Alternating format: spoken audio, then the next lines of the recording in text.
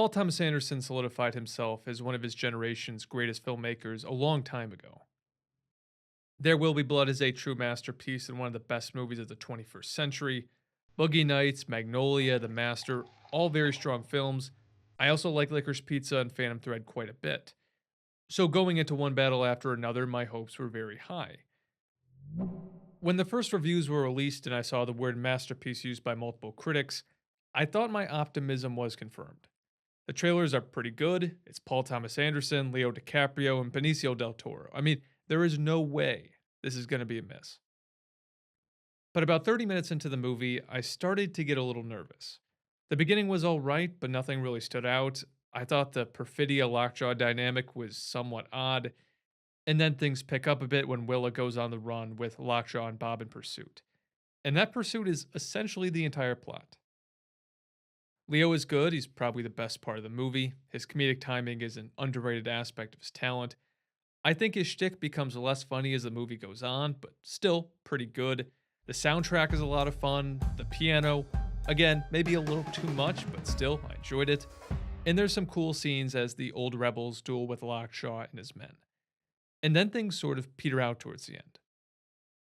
I left the theater thinking to myself, am I insane or was that Paul Thomas Anderson's second weakest movie after Inherent Vice? His other adaptation of Thomas Pynchon. As I write this, One Battle After Another has a 95 on Metacritic, a score even higher than There Will Be Blood, and is probably the favorite to win Best Picture right now.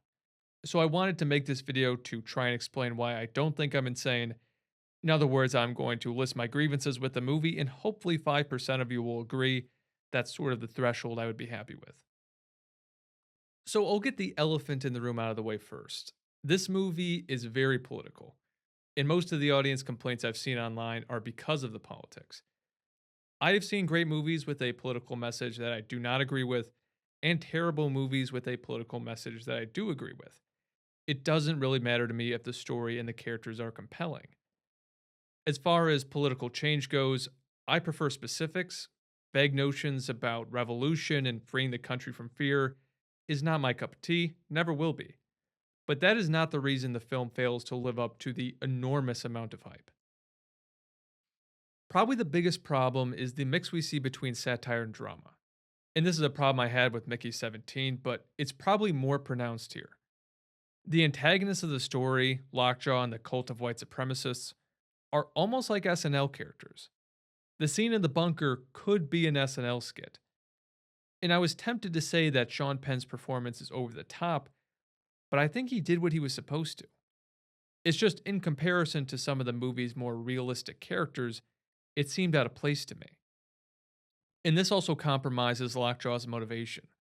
If this was a pure Doctor Strangelove satire, I would probably be fine with his sole motivation being, I need to get into this white supremacist cult, so I can be a big man or something. Maybe I'd be okay with it. But when the other side of the battle has more nuanced motivations, the tone gets mixed up a bit.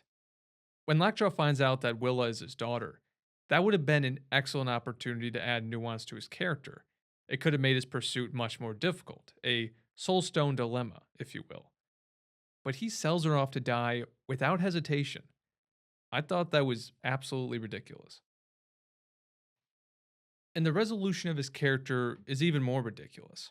This part, I was kind of at a loss. So one of the Christmas adventurers goes out to assassinate Lockjaw for his excursions with a black woman.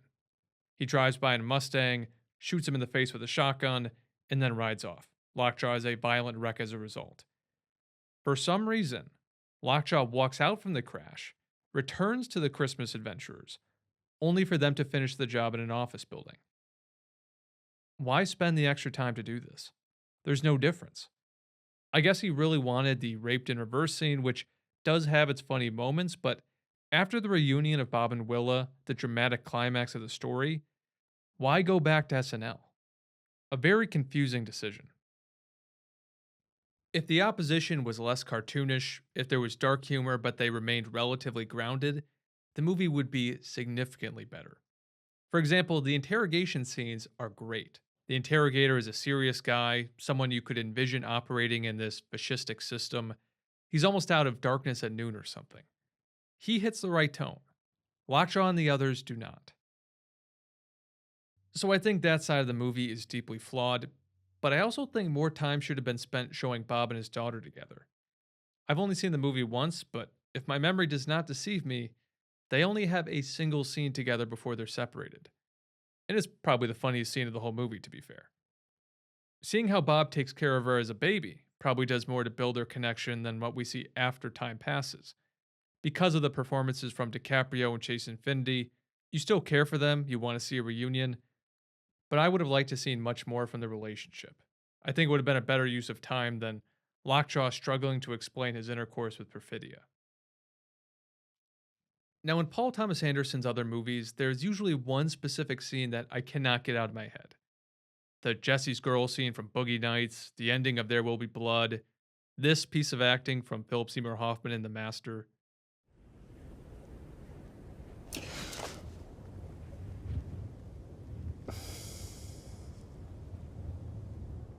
He was such a damn good actor. Man, amazing. But continuing on, no scene in One Battle After Another does that for me. I didn't think the car chase was that memorable. I've seen a lot of hype for that scene in particular. I just don't get it. I mean, it's not Drive or something. It's fine. It's fine. The moral of the story is essentially the old radicals of my generation failed. Some of the new radicals are too purist and frivolous. We're all flawed. But if we keep fighting the fight and we pursue a better future with the same energy as a father trying to save his child, a more just and more free society is within reach. There were certain themes I wish they would have gone into further. For example, the tension between fighting for a cause and raising a child. Perfidia takes that conflict with her when she vanishes, but I thought that was super interesting. They could have done a lot with that. But the main message he went with is pretty narrow. And it's going to alienate a lot of viewers who don't see modern America as a Orwellian fever dream. And again, it's not my thing. But the message is not the reason why One Battle is not even close to being a masterpiece, in my opinion. It falls short in ways that many other movies fall short. The tone is messy, it's too long, some of the characters don't work. Inherent Vice has many of the same problems. And some critics thought Inherent Vice was one of the best films of 2014, which is just as shocking as One Battle potentially winning Best Picture. I mean, if you're a critic and you thought that Inherent Vice was better than Whiplash, you need to be constitutionally barred from critiquing movies. You just can't do it. I'm half kidding. Art is mostly subjective. You can love One Battle After Another. It's not The Room. It's not even necessarily bad. But if you saw this movie and you didn't think it was the greatest American film since No Country for Old Men, you are not alone. I am with you. Now, will I go to Paul Thomas Anderson's next movie opening night? I absolutely will. He's original, he puts everything he has into his movies, and I love that. But I'm hoping for more next time. So, rant complete.